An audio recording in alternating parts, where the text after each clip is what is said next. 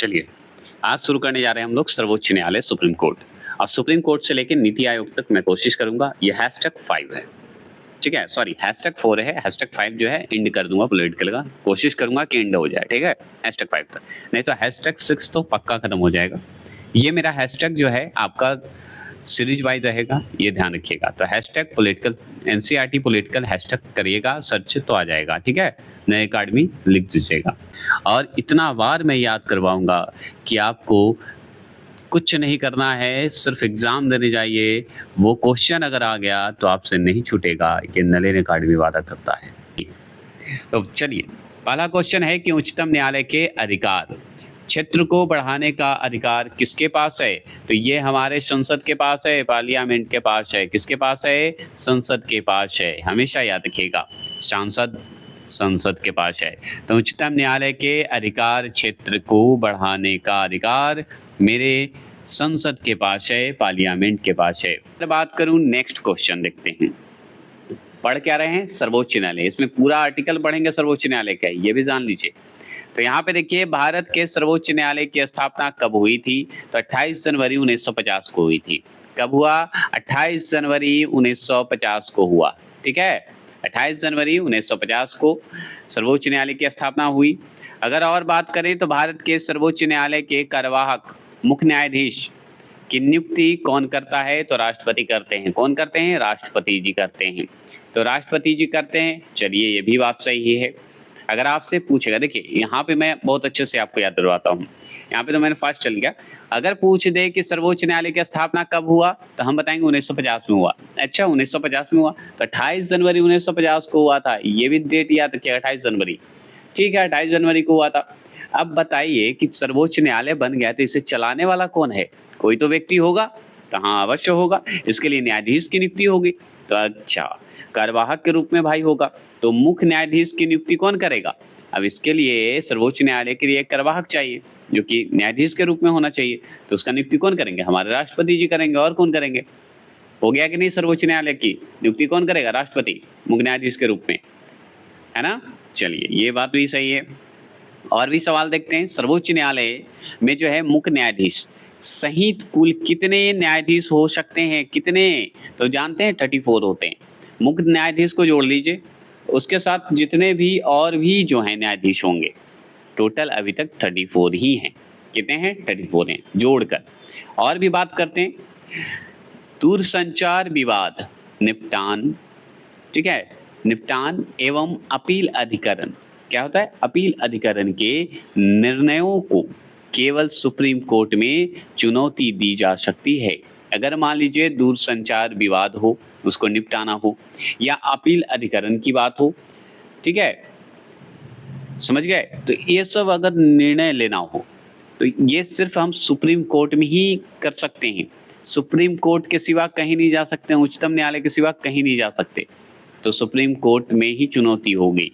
Appeal भी अगर होगा, अपील के अधिकरण की बात होगी या दूरसंचार विवाद की बात होगी, तो इसकी चुनौती जो है दी जाएगी भी, तो सुप्रीम कोर्ट में निर्णय भी सुप्रीम कोर्ट में ही होगा, जिसे शॉर्ट में आप TDSAT बोल सकते हैं। इसका फुल फॉर्म आप देख लीजिए, ठीक है? आगे चलेंगे। ये इंपॉर्टेंट नहीं था इसलिए मैंने छोड़ दिया। आगे बात करेंगे, उच्चतम न्यायालय के न्यायाधीशों के वेतन का निर्धारण किसके द्वारा किया जाता है? देखिए, वेतन पूछता तो हम इग्नोर कर देते, लेकिन वेतन का निर्धारण जो है किसके द्वारा होता है? संसद द्वारा होता है, पार्लियामेंट द्वारा। सोच रहे हैं? तो जब पार्लियामेंट द्वारा ही जुड़ा हुआ है तो पार्लियामेंट ही करेगा। तो अगर वेतन का निर्धारण करने का बात होगा, किसका? उच्चतम न्यायालय के न्यायाधीश का, ठीक है? तो हम बताएंगे संसद द्वारा होगा, पार्लियामेंट द्वारा होगा। अच्छा, ये भी जान गए। तो और भी सवाल अच्छा आता है। क्या सवाल है कि सर्वोच्च न्यायालय के न्यायाधीशों की नियुक्ति अगर बात करें, सर्वोच्च न्यायालय के जो न्यायाधीश होते हैं उनकी नियुक्ति की अगर बात करें तो किसके द्वारा की जाती है? तो अरे भाई, राष्ट्रपति द्वारा ही किया जाएगा ना। अभी तो पढ़े हम लोग कि सर्वोच्च न्यायालय को चलाने के लिए एक न्यायाधीश होना चाहिए, और उसको चलाने वाला को नियुक्त कौन करेगा? तो करेगा कौन? हमारे राष्ट्रपति करेंगे, और कोई नहीं कर सकते। ये भी हम बात समझ गए। अगर और भी सवाल क्या बनता है, तो और सवाल बनेगा कि उच्चतम न्यायालय के जो न्यायाधीशों की संख्या अगर पूछेगा, किसका पूछेगा? न्यायाधीशों की संख्या। तो न्यायाधीशों की संख्या में वृद्धि करने की शक्ति अगर बात करें तो हम किसे प्राप्त है? तो संसद को प्राप्त है। जब संसद से ही जुड़ा हुआ है हमारा सर्वोच्च न्यायालय, विस्तार करने की बात कहा जाता है तो संसद से ही है, तो सारा काम तो संसद ही करेगा। नियुक्ति के मामले में बात करें तो राष्ट्रपति करेंगे, है कि नहीं? तो ये 2 चीज़ याद रखिएगा जब सर्वोच्च न्यायालय पढ़ रहे हैं तब, है ना? तो उच्चतम न्यायालय के न्यायाधीशों की संख्या में अगर वृद्धि करना चाहेगा, तो ये शक्ति सिर्फ़ पार्लियामेंट में है, संसद में है। समझ गए? संख्या बढ़ाने की, जैसे 34 है तो मन किया भाई 36 कर दें, 34 कर दें, तो ये काम सिर्फ़ संसद ही कर सकता है और कोई नहीं कर सकता। ये बात हो गई। अब इस अगर होगा भी तो इसी के माध्यम से होगा, संसद के माध्यम से ही होगा। ये भी ध्यान रखिएगा। क्वेश्चन कितना भी घुमाएगा तो आंसर सही ही होगा। और भी सवाल है कि उच्चतम न्यायालय के न्यायाधीश जो हैं किस प्रक्रिया के द्वारा हटाए जा सकते हैं? अब लीजिए, नियुक्ति करा जाएगा राष्ट्रपति के द्वारा, तो हटाने की भी प्रक्रिया तो होगी। अगर मान लीजिए कुछ गड़बड़ हुई तो हटाने की भी प्रक्रिया है, तो हटाने की भी प्रक्रिया राष्ट्रपति के द्वारा ही होगा, लेकिन संसद की अनुशंसा पे होगा, पार्लियामेंट की अनुशंसा पे। पार्लियामेंट चाहेगा, संसद चाहेगा तभी होगा, लेकिन हटाया भी जाएगा राष्ट्रपति द्वारा। नियुक्त अगर कर रहे हैं राष्ट्रपति, तो हटाएंगे कौन भाई? राष्ट्रपति जी हटाएंगे, है ना? तो ऐसे ही याद कर लीजिए। चलिए, सर्वोच्च न्यायालय की बात है तो सर्वोच्च न्यायालय का सर्वोच्च लोग ही हटा सकता है, तुच्छ लोग नहीं हटा सकते, ऐसे याद कर लीजिए। अब चलिए निवृत्त की बात करते हैं, रिटायरमेंट की बात करते हैं, है ना? सर्वोच्च न्यायालय पढ़ रहे हैं तो भाई रिटायरमेंट भी तो होगा एक समय के बाद। हाँ, होगा। तो सेवानिवृत्त निवृत्त बोला जाता है, ऐसे रिटायरमेंट बोलिए, के पश्चात सर्वोच्च न्यायालय के न्यायाधीश जो है किसी भी न्यायालय में वकालत नहीं कर सकते हैं। अगर रिटायरमेंट हो गए तो भाई बेचारे वकालत नहीं कर सकते हैं, रिटायर हो गए कोई भी न्यायालय में, ठीक है? न्यायालय के न्यायाधीश जो हैं किसी भी न्यायालय में वकालत नहीं करेंगे, ये जान लीजिए। हाँ, इनके माध्यम से कोई अगर करना चाहेगा तो कर सकते हैं, तो वो अलग है। वकालत जब पढ़िएगा तो वकालत वाले समझेंगे, हम लोग को उतना जानना है नहीं, है ना? और भी बात करते हैं समानतः। समानतः अगर देखा जाए तो उच्चतम न्यायालय सभी मामलों की सुनवाई नई दिल्ली में करता है। अगर मान लीजिए उच्चतम न्यायालय की अगर सभी मामले की अगर सुनवाई की बात होगी ना, तो आपको नई दिल्ली जाना पड़ेगा। कहाँ जाना पड़ेगा? नई दिल्ली। नई दिल्ली में करता है, परंतु किसके अनुमोदन से वह किसी अन्य स्थान पर भी सुनवाई कर सकता है? तो ये हमारे राष्ट्रपति के अनुमोदन से ही कर सकता है, अन्यथा नहीं कर सकते। अधिकतर आपका सुनवाई कहाँ होगा? नई दिल्ली में। लेकिन अगर मान लीजिए राष्ट्रपति का रिक्वेस्ट, मान लीजिए राष्ट्रपति जी ऑर्डर दे दिए कि भाई आप किसी भी स्टेट में, मान लीजिए बिहार में ही कर लीजिए, अच्छा भाई यूपी में ही कर लीजिए, तो आप वहाँ कर सकते हैं, अगर राष्ट्रपति का अनुमोदन हो गया तो, है कि नहीं? ये भी बात क्लियर हो गए। और भी सवाल क्या बनता है? अब निवृत्त की बात हो रही है, मतलब रिटायरमेंट की बात हो रही है, तो चलिए ये भी जानते हैं। तो सर्वोच्च न्यायालय के न्यायाधीशों की सेवा निवृत्त की आयु कितनी है? 65 वर्ष। पता है, अगर समय काल अगर पूछता है तो 6 वर्ष हम मानते हैं, है ना? ऐसे बोलते हैं, और रिटायरमेंट बोलते हैं 65 वर्ष। तो ये हम 6 वर्ष वाला अभी नहीं पढ़ेंगे, क्यों? अभी हम आपको जो दिया है वही पढ़ेंगे, हम लास्ट में एंडिंग करेंगे तब बता देंगे आपको। तो इसमें कन्फ्यूजन आपको हो जाएगा, क्योंकि 6 वर्ष 62 वर्ष है, 6 वर्ष 65 वर्ष है, तो दोनों का अंतर हम आपको बता देंगे तो आसान हो जाएगा आपको, है कि नहीं? तुलना हम बता देंगे, टेंशन नहीं लेना। तो अभी बस इतना ध्यान रखना है कि रिटायरमेंट 65 ईयर्स में हो जाता है, 65 वर्ष में रिटायरमेंट होगा। और भी जानकारी लेते हैं। तो भारतीय संविधान का कौन सा अनुच्छेद है जो कि संवैधानिक विवाद में सर्वोच्च न्यायालय के अपीलीय क्षेत्राधिकार से संबंधित है? तो हम बताएंगे अनुच्छेद 134 का 1 है, 1341 में आर्टिकल में कहा गया है। तो आर्टिकल अगर पूछेगा आपसे कि भाई आर्टिकल 134 की बात करते हैं, मतलब 134 के 1 की अगर बात करते हैं तो इसमें है क्या, है कि नहीं? पूछेगा आपसे, तो हम बताएंगे भाई इसमें तो है सर्वोच्च न्यायालय से ही संबंधित है। अब अनुच्छेद 134 जो है वो हमारे सर्वोच्च न्यायालय से संबंधित है, लेकिन इसमें भी और क्या कहा गया है? 134 जो बना है अनुच्छेद 1, इसमें क्या है? तो अपीलीय जो क्षेत्राधिकार है और संवैधानिक जो विवाद है उसको निपटाने की बात कही गई है, उसका सलूशन की बात कही गई है। तो ये हमारा अनुच्छेद 134 के 1 में है, बस यही तो बात कही गई है। अच्छा, चलिए इतना लंबा मैंने खींच दिया तो इतना छोटा बना देते हैं। उच्चतम न्यायालय में संविधान, ठीक है, उच्चतम न्यायालय में संविधान के निर्वाचन से संबंधित मामलों कि सुनवाई करने के लिए न्यायाधीशों की संख्या कम से कम कितनी होनी चाहिए, तो 5 तो होनी ही चाहिए। और सबसे बड़ी बात, आप लाइक करें या ना करें, कमेंट ज़रूर करिएगा, क्योंकि कमेंट करने से एक चीज़ होता है कि हमें कॉन्फिडेंस मिलता है और मेहनत करने में मज़ा भी आता है, सिर्फ़ आपके लिए, क्योंकि आपका एग्ज़ाम निकलेगा। क्योंकि सबसे बड़ी बात भरोसा, अगर भरोसा से आप देख रहे हैं तो भरोसा से रिज़ल्ट भी होगा आपका। ये जो मैं पढ़ने जा रहा हूँ बहुत इम्पोर्टेंट शब्द है, आर्टिकल पढ़ेंगे। तो आर्टिकल में क्या है, सर्वोच्च न्यायालय संबंधी महत्वपूर्ण जो आर्टिकल है, अनुच्छेद है, वो पढ़ने जा रहे हैं। तैयार है ना? तैयार रहिए। अब कैसे याद करवाते हैं आप देखिए, सिर्फ सुनिएगा, कुछ नहीं करना है आपको, ना लिखना है ना कुछ करना है। तो सुनिए, संविधान के भाग 5 की बात करते हैं। संविधान के भाग 5 में जो है अनुच्छेद 124 से 147 तक की बात करते हैं। अगर मान लीजिए हम एक छोटा-सा बात बोलते हैं। अगर मान लीजिए भाग 5 पढ़े होंगे आप, अनुच्छेद 124 से 147 तक आप देखे होंगे, लेकिन है क्या इसमें, बात यही है, तो भाई सर्वोच्च न्यायालय से संबंधित प्रावधान किए गए हैं। तो अगर आपसे पूछेगा कि सर्वोच्च न्यायालय के संबंधित अनुच्छेद बताइए कहाँ से कहाँ तक है, तो आप बताइएगा 124 से लेके 147 तक बता दीजिएगा, है कि नहीं? कहाँ तक बताइएगा? 147 तक बता देना है। तो कहाँ से कहाँ तक? 124 से लेके 147 तक बता देना है। अगर भाग पूछेगा तो 5 बता देना है। आर्टिकल अगर 124 की बात करते हैं, अनुच्छेद 124 की अगर बात करें, तो 124 में क्या कहा गया है, सर्वोच्च न्यायालय की स्थापना एवं गठन संबंधी प्रावधान दिए गए हैं। मतलब अगर आपसे 124 से लेके 147 तक की अगर बात करेगा, तो हम बताते हैं भाई सर्वोच्च न्यायालय से संबंधित प्रावधान है। अगर सर्वोच्च न्यायालय का भाग पूछेगा कि भाग किसमें सर्वोच्च न्यायालय की बात कही गई, तो भाग 5 है। चलिए ये हम जान गए। लेकिन अब स्पेशली है कि 124 से 147 तक सुने हैं, तो 124 से शुरू करते हैं हम लोग। तो 124 बताइए, अनुच्छेद 124 में क्या है, तो सर्वोच्च न्यायालय से संबंधित है। लेकिन क्या सर्वोच्च न्यायालय से संबंधित है, तो स्थापना गठन की बात कही गई है। तो अगर आपसे पूछेगा कि सर्वोच्च न्यायालय की स्थापना और गठन की अगर बात कही गई है तो किस अनुच्छेद में कही गई है, तो हम बताएंगे अनुच्छेद 124 में कहा गया है। किसमें? 124 में कहा गया है। चलिए ये तो बात समझ गए। अब चलते हैं 124 के बाद हम आते हैं 126 में आते हैं। 25 इंपॉर्टेंट नहीं है इसलिए 25 पढ़ाएंगे नहीं तो हम स्पेशली 395 आर्टिकल लाने वाला हूँ। बस वेट करिए, वॉच करिए ये खत्म होने के बाद। लेकिन बिहार एसएससी का कोर्स पूरा होने के बाद वो लाऊंगा, वो कभी भी आप कभी भी देख लीजिएगा। अनुच्छेद 126 के अंतर्गत, और अगर जो आर्टिकल लाऊंगा 395 100% मैं वादा करता हूँ कि आपको याद होगा ही होगा, बस सिर्फ सुनना है, भरोसा करिएगा। चलिए, अनुच्छेद 126 के अंतर्गत कार्यकारी मुख्य न्यायाधीश, कौन? कार्यकारी मुख्य न्यायाधीश की नियुक्ति की जाती है। अब यहाँ पे देखिए एक्टिंग चीफ जस्टिस की बात हो रही है।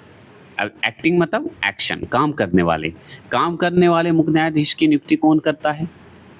ये तो हम समझ गए कि सर्वोच्च न्यायालय की अगर नियुक्ति की बात होगी तो हम तो राष्ट्रपति को लगाएंगे, क्योंकि वही करेंगे। लेकिन आप यहाँ पे बताइए कौन से आर्टिकल में चर्चा है भाई? तो आर्टिकल 126 में चर्चा है, आर्टिकल 126 में है। तो 126 के अंतर्गत क्या कहा गया है कि एक्टिंग चीफ जस्टिस के रूप में नियुक्त किया जाता है, मतलब कार्यकारी मुख्य न्यायाधीश के रूप में नियुक्त किया जाता है। ठीक है, और सर्वोच्च न्यायालय के मुख्य न्यायाधीश की बात कही गई तो 126 टिक लगाइएगा। तो आप आगे याद रखिए 124 में क्या पढ़े? सर्वोच्च न्यायालय की स्थापना और गठन की बात कही गई। 126 में क्या कहा गया, मतलब 126 में तो मुख्य न्यायाधीश का काम का, एक्शन का बात किया गया। 127 आर्टिकल में या अनुच्छेद में बताइए कि क्या है? तो ये तदर्थ, क्या है? तदर्थ, इसका मतलब क्या होता है कि तत्काल किसी को नियुक्त करना। तो तत्काल न्यायाधीशों की नियुक्ति की जा सकती है कब? 127 के तहत।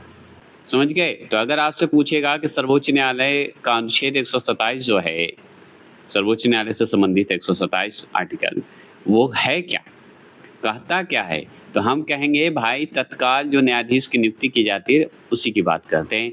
यहाँ पे तत्काल लिख देता तो ज़्यादा बेटर होता है कि नहीं? चलिए, तो तत्काल न्यायाधीश की नियुक्ति की अगर बात करेगा तो हम बताएंगे अनुच्छेद 127 बता देंगे। और बात करते हैं अनुच्छेद 128 की अगर बात करते हैं तो आर्टिकल 128 मतलब हम पढ़े शुरू से पढ़ते आ रहे हैं कि 124 से लेके 147 तक क्या है, सर्वोच्च न्यायालय की बात कहेगा, जिसमें से हम आर्टिकल कौन सा पढ़ रहे हैं, अनुच्छेद 128 पढ़ रहे हैं। इसमें चर्चा जो कर रहे हैं अब इम्पोर्टेंट है, तो सुनिए क्या है। इसके अंतर्गत जो है सेवानिवृत्त मतलब न्यायाधीश रिटायरमेंट जब लेते हैं उनकी बात कही गई है। तो रिटायरमेंट न्यायाधीशों को भी सर्वोच्च न्यायालय की बैठकों में उपस्थित होने के लिए बुलाया जा सकता है। समझ गए, मतलब जो रिटायर हो चुके हैं, जो हट गए हैं, जो वकालत नहीं कर सकते हैं, ठीक है, उनको भी आर्टिकल 128 के तहत सर्वोच्च न्यायालय में या सर्वोच्च न्यायालय की बैठक में बुला सकते हैं। समझ गए ना, रिटायरमेंट वाले व्यक्ति को भी बुला सकते हैं, याद रखना है। चलिए ये हो गए, हम समझ गए, आर्टिकल 128 भी समझ गए, 128 भी समझ गए। अनुच्छेद 129 में क्या कहा गया है, तो अनुच्छेद 129 में कहा गया है कि उच्चतम न्यायालय को अभिलेख न्यायालय घोषित करता है। तो अनुच्छेद 129 जो है उच्चतम न्यायालय को अभिलेख न्यायालय घोषित करता है, कोर्ट ऑफ रिकॉर्ड जो होता है उसे घोषित करता है। ये किस में चर्चा है, कौन से अनुच्छेद में, अनुच्छेद 129 मतलब 129 अनुच्छेद में चर्चा है। तो आर्टिकल अगर आपसे पूछेगा कि 129 में आप बहुत बार पढ़े हैं, बताइए किससे संबंधित है, तो हम बोलेंगे सर्वोच्च न्यायालय से संबंधित है। सर्वोच्च न्यायालय से संबंधित है तो इसमें कहता क्या है बताइए, तो इसमें यही है कि उच्चतम न्यायालय को अभिलेख न्यायालय घोषित करता है। तो अभिलेख न्यायालय क्या होता है, ये भी सवाल बनता होगा। तो कोर्ट ऑफ रिकॉर्ड बोलते हैं, जो कि रिकॉर्ड के रूप में रखा जाता है, उच्चतम न्यायालय को बोला जाता है। और ये किसमें चर्चा है, कौन सा अनुच्छेद, अनुच्छेद 129 की।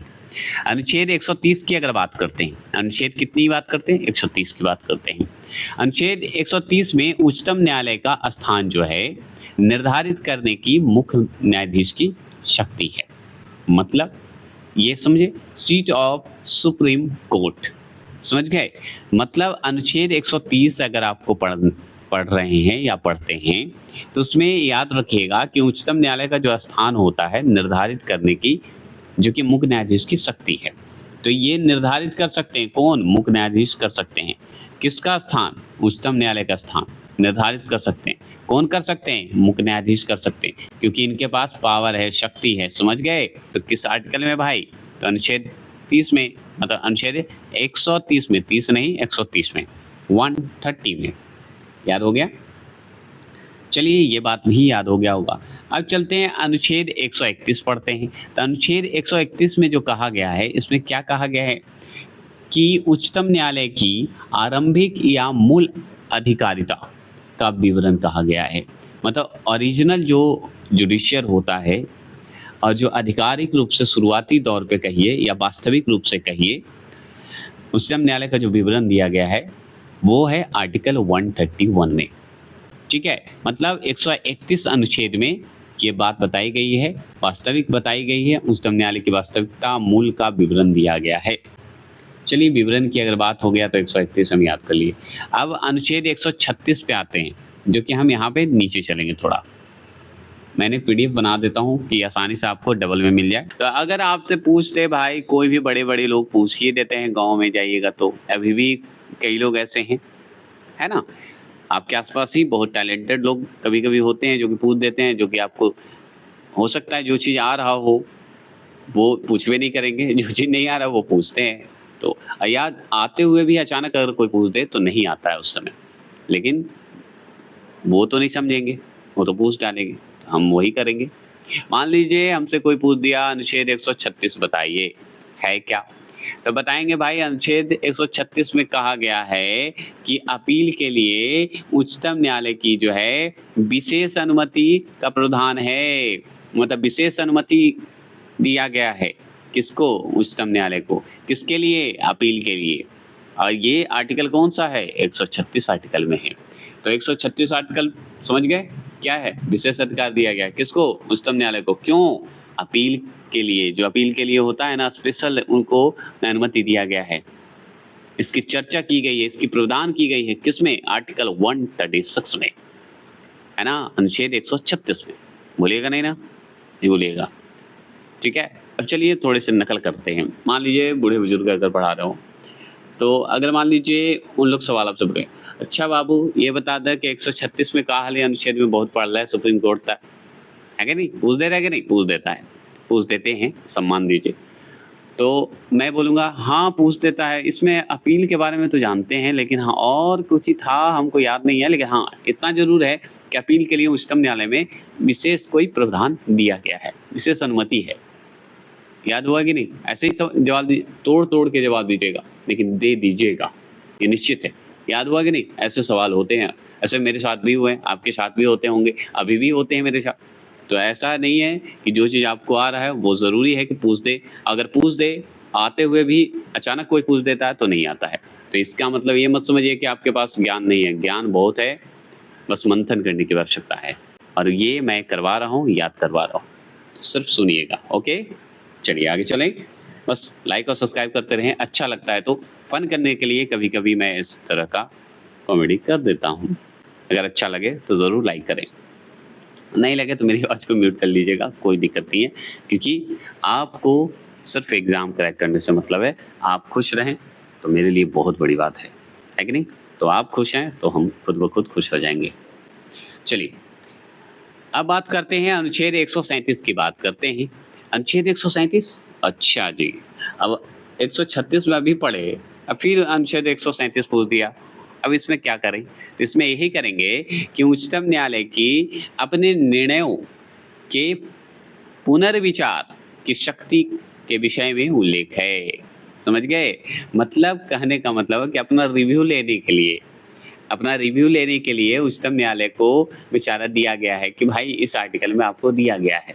किस आर्टिकल में? 137 अनुच्छेद में। आपसे पूछते हैं कि अच्छा मान लीजिए हम अपने मन से क्वेश्चन बनाते हैं कि पुनर्विचार करने के लिए उच्चतम न्यायालय को एक शक्ति दी गई है। इसका उल्लेख अगर अब आपसे पूछे कि किस आर्टिकल में है, तो हम बताएँगे, क्या बताएँगे? अनुच्छेद 137 में है और क्या? इससे ज़्यादा क्या पूछेगा? कुछ नहीं पूछेगा। चलते हैं आगे बढ़ते हैं। अब डायरेक्ट हम आ जाएँगे अनुच्छेद 141, बहुत इम्पोर्टेंट है। जो इम्पोर्टेंट है वही बात करेंगे, अन्यथा नहीं करेंगे। अनुच्छेद 141 की अगर बात करें तो इसके अनुसार पता है, उच्चतम न्यायालय द्वारा जो घोषित विधि सभी न्यायालयों पर बाध्यकारी होती है। समझ गए?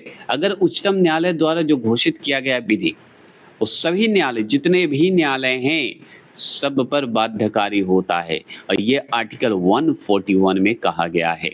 तो अनुच्छेद 141 में क्या कहा गया है कि भाई उच्चतम न्यायालय जो बोल दिया, जो घोषणा कर दिया, वो आप जितने भी न्यायालय हो इंडिया का या कहीं भी हो, आपको मानना ही पड़ेगा, बाध्यकारी हैं, है ना? ऐसा ही नहीं होगा?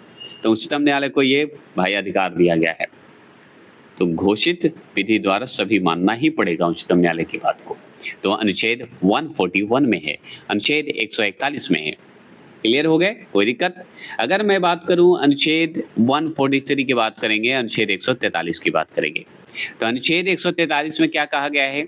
143 में कहा गया है कि राष्ट्रपति की उच्चतम न्यायालय से परामर्श करने की शक्ति का वर्णन है। अनुच्छेद 143 में कहा गया है कि भाई राष्ट्रपति जी को अगर मन है कि भाई उच्चतम न्यायालय से हम परामर्श लें, तो ये शक्ति भाई दिया गया है, उसका वर्णन किया गया है। यही ना? तो अगर आपसे पूछेगा कि बताइए कि आर्टिकल 143 में है क्या? तो हम बोलेंगे भाई उच्चतम न्यायालय से परामर्श कर सकते हैं, पावर है, ठीक है? और ये राष्ट्रपति का पावर है, राष्ट्रपति का है, समझ गए? तो राष्ट्रपति जो हैं उच्चतम न्यायालय से परामर्श करने की शक्ति का वर्णन है, बस आर्टिकल इसी का तो बात कहा गया है 143। चलिए ये बात तो समझ गए। अब आर्टिकल 145 पे आते हैं। तो आर्टिकल 145 जो 145 है, इसके अंतर्गत क्या कहा गया है कि उच्चतम न्यायालय को राष्ट्रपति के अनुमोदन से न्यायालय की कार्य पद्धति एवं प्रक्रिया को जो है विनियमित करने के लिए नियम बनाने की शक्ति दी गई है। सोचिए, नियम बनाने की शक्ति दी गई है आर्टिकल 145 में उच्चतम न्यायालय को, ठीक है? तो उच्चतम न्यायालय को राष्ट्रपति के अनुमोदन से, राष्ट्रपति के अनुमोदन होना चाहिए और न्यायालय की कार्य जितनी भी पद्धति है या प्रक्रिया है, ठीक है, उस पे जो है नियम बनाने की शक्ति कही गई है। विनियमित कर सकता है, बना सकता है दोबारा, समझ गए? नए बना सकता है, ये कहने का मतलब। तो आर्टिकल 145 में अब देखिए पढ़े थे आर्टिकल, टोटल कितने पढ़े थे आर्टिकल हम लोग? तो 124 से लेके 147 तक की बात कही गई थी, जो कि सर्वोच्च न्यायालय की बात है। अनुच्छेद 146 की अगर बात करेंगे, अनुच्छेद 146 की अगर बात करें तो इसके अंतर्गत उच्चतम न्यायालय के अधिकारों एवं सेवकों की नियुक्ति संबंधी प्रावधान किए गए हैं। समझ गए? तो अनुच्छेद 146 के अंतर्गत क्या कहा गया है कि भाई उच्चतम न्यायालय का जो अधिकारी है या सेवा की नियुक्ति की बात कही गई, उसी के संबंधित प्रावधान है, बस और कुछ नहीं। सेवकों की जो नियुक्ति होती है, उसकी बात कही गई है। अधिकारियों का जो नियुक्ति होता है, उसकी बात कही गई है। किसमें? अनुच्छेद 146 में।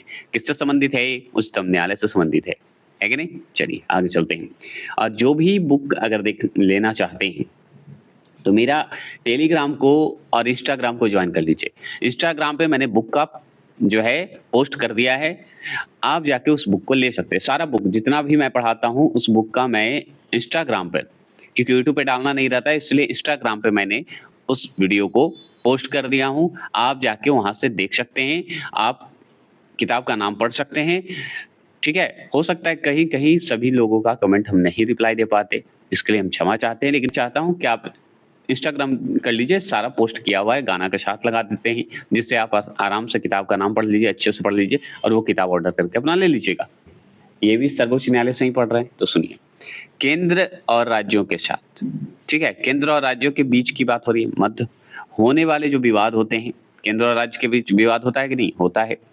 तो इसका निर्णय करने की जो है भारत के उच्चतम न्यायालय की शक्ति आती है। तो उच्चतम न्यायालय की शक्ति है, उच्चतम न्यायालय का पावर आता है, उच्चतम न्यायालय ही इसका फैसला कर सकता है। तो इसकी मूल अधिकारिता के अंतर्गत आता है। किसकी? उच्चतम न्यायालय की मूल अधिकारिता के अंतर्गत आता है। तो अगर केंद्र और राज्य के बीच अगर विवाद है तो उच्चतम न्यायालय में जाइए, फैसला हो जाएगा। उच्चतम न्यायालय को शक्ति दी गई है। ये उच्चतम न्यायालय का मूल अधिकार कहिए, ठीक है? इसी के अंतर्गत आता है। ये समझ गए? सिंपल। और भी सवाल है कि उच्चतम न्यायालय ने जो है संविधान के मूल ढांचे का सिद्धांत किस वाद में प्रतिपादित किया था? बता सकते हैं? उच्चतम न्यायालय ने संविधान के मूल ढांचे का सिद्धांत किस वाद में प्रतिपादित किया था? किस वाद में? मतलब किसके बीच के विवाद में? तो केरल राज्य और केशवानंद भारती बनाम, मतलब ऐसे बोल सकते हैं कि केशवानंद भारती बनाम केरल राज्य, तो इन दोनों के बीच वाद विवाद जो हुआ था उस मूल ढांचे पर है। तो उच्चतम न्यायालय ने संविधान के मूल ढांचे का सिद्धांत केशवानंद भारती बनाम केरल राज्य के वाद में प्रतिपादित किया था। इन दोनों के बीच के विवाद से क्लियर हुआ था। और कब समय पूछेगा तो 1973 बता दिएगा। तो क्या बोलेगा कि केशवानंद भारती और केरल राज्य सरकार के बीच एकदम विवाद हुआ। और ये क्यों हुआ? क्योंकि संविधान का मूल ढांचा का सिद्धांत पे हुआ था, इसलिए उच्चतम न्यायालय ने ये फैसला लिया था। तो फैसला कहाँ होगा? उच्चतम न्यायालय में। और भी जानकारी लेते हैं। केवल सर्वोच्च न्यायालय में तदर्थ मतलब होता है तत्काल न्यायाधीशों की नियुक्ति का प्रावधान है। भाई सर्वोच्च न्यायालय में ही तत्काल कर सकते हैं, अन्यथा कहीं और नहीं कर सकते। तो तत्काल के लिए अगर न्यायाधीश बनाना है, कुछ समय के लिए बनाना है या अनियमित रूप से बनाना है, समझ गए? अनियोजित कहिए, जो कि फिक्स नहीं है, वो हट जाएंगे। तो ये सर्वोच्च न्यायालय में ही नियम है। संविधान का कौन सा ऐसा अनुच्छेद है जो कि उच्चतम न्यायालय को उसके द्वारा दिए गए निर्णय अथवा आदेश के पुनर्विलोकन कहिए या पुनः विचार, जिसे हम रिव्यू बोलते हैं, हेतु अधिकृत करता है? तो वो अनुच्छेद 137 करता है। अनुच्छेद कितना करता है? अनुच्छेद 137। तो अगर आपसे पूछे कि अच्छा ये बताइए कि अनुच्छेद 137 तो हम पर भी पढ़े थे, तो अनुच्छेद 137 में कहा क्या गया कि भाई उच्चतम न्यायालय को जो है उसके द्वारा दिए गए जो निर्णय होते हैं, उच्चतम न्यायालय द्वारा जो निर्णय लेता है, तो उसका जो है पुनर्विचार कर सकता है। ये आर्टिकल 137 में बोला गया है 137 में। यही बात है ना, पुनर्वलोकन कहिए, पुनर्विचार कहिए, जो करना सकते हैं कर सकते हैं, रिव्यू कर सकते हैं। और जानकारी लेते हैं। भारत में संविधान की मूल संरचना मतलब बुनियादी ढांचा को कहा जाता है मूल संरचना के सिद्धांत का स्रोत है, तो वो है न्यायिक समीक्षा। अगर आपसे पूछेगा जैसे ही बुनियादी ढांचा आएगा, भारत के संविधान की बुनियादी ढांचा आ जाए या मूल संरचना आ जाए, तो आप टिक लगा के आ जाइएगा कि ये सिद्धांत जो है न्यायिक समीक्षा से जुड़ा हुआ है। ठीक है? अगर मूल संरचना सिद्धांत आ जाए या बुनियादी ढांचा सिद्धांत आ जाए, तो आप समझिए न्याय समीक्षा से जुड़ा हुआ है, न्यायिक समीक्षा कहिएगा, ठीक है? और भी जानते हैं और क्या है कि संविधान की व्याख्या करने का अंतिम अधिकार किसे है? तो हम बताएँगे सर्वोच्च न्यायालय को है। किसे है? सर्वोच्च न्यायालय को है। तो अगर संविधान की व्याख्या करने का अंतिम अधिकार अगर पूछे, तो हम बताएँगे सर्वोच्च न्यायालय को है और किसी को नहीं है। उच्च न्यायालय और उच्चतम न्यायालय की आधिकारिकता के अंतर्गत कौन से मामले आते हैं? तो मूल अधिकारों का प्रवर्तन आता है। मूल अधिकारों का प्रवर्तन आएगा। अगर उच्च न्यायालय और उच्चतम न्यायालय की अधिकारिता की बात होगी, इसके अंतर्गत कौन से मामले आते हैं? तो मूल अधिकारों का प्रवर्तन आएंगे। क्या आएंगे? मूल अधिकारों का प्रवर्तन आएगा। और जानकारी लेते हैं, भारतीय संविधान का संरक्षक क्या होते हैं? संरक्षक कौन है? तो सर्वोच्च न्यायालय है। कौन है? सर्वोच्च न्यायालय है। समझ गए? सर्वोच्च न्यायालय है। ये क्लियर हो गए और कोई दिक्कत नहीं ना? और भी जानकारी अब लेते हैं कि न्यायाधीशों को प्राप्त उन्मुक्तियाँ, ठीक है? मतलब क्या-क्या उनको अधिकार है, किस-किस पे चर्चा वो कर सकते हैं, किस पे प्रतिबंध कर सकते हैं, ठीक है? कौन-सा विशेष अधिकार मिला है? उन्मुक्तियाँ मतलब विशेष कुछ अधिकार मिला हुआ है, वो बात कही गई, ठीक है?